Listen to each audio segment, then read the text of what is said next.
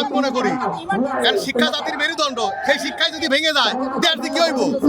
পৃথিবীর সব জাতি যখন উন্নতি লাভ করতে শিক্ষার মাধ্যমে, আমরা চাই তোমাদের সমস্যার সমাধান হোক।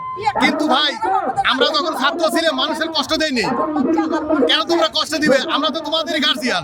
আমরা চাই তোমরা তোমাদের সমস্যার সমাধান পাও একটা, কিন্তু এই সমাধান নিতে গেলে রাস্তাঘাটে না। তোমরা জায়গা মতো যাও, সচিবালয়ে যাও, শিক্ষামন্ত্রীর সাথে দেখা করো, প্রধানমন্ত্রীর সাথে দেখা করো, দেখা করলে একটা সমাধান আসবে। একটা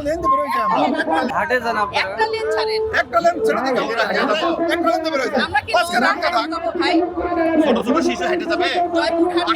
আসলে তোমার দেখাবে গাড়ি আছে, এই গাড়িগুলো কাছে পার করবে।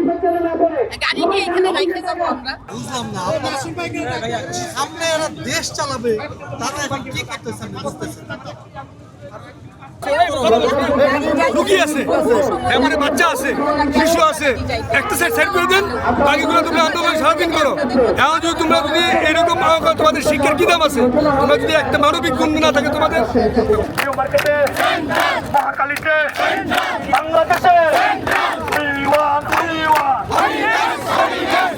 পূর্বে কর্মসূচি ছিল যে এই ইন্টারিম আমাদেরকে বলেছিল মন্ত্রণালয় থেকে যে এই 15 তারিখের ভিতরে অধ্যাদেশ দিয়ে দিবে। যেহেতু কালকে আমরা আন্দোলনে নেমেছিলাম, আমরা রাজধানীর 5টা পয়েন্ট অবরোধ করেছিলাম। কালকে সারা রাজধানী একদম জ্যামজট হয়ে গেছিল।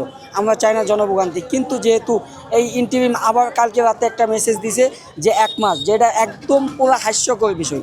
এই ইন্টারিমের মেয়াদি আছে 27 দিন, এটা পুরো একটা নাশকতা করতেছে।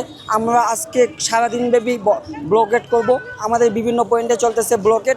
যদি এই সরকার আজকের ভিতরে আমাদের অধ্যাদেশ জারি না করে, শুক্র শনি যেহেতু অফ ডে, সেহেতু আমাদের কর্মসূচিটা স্থগিত থাকবে এবং রবিবারে আমাদের কঠোর থেকে কঠোর আন্দোলন নামতে হবে। ইভেন কি আমরা যমুনা ঘেরাওয়ের জন্য আমরা লং মার্চ দিতে পারি।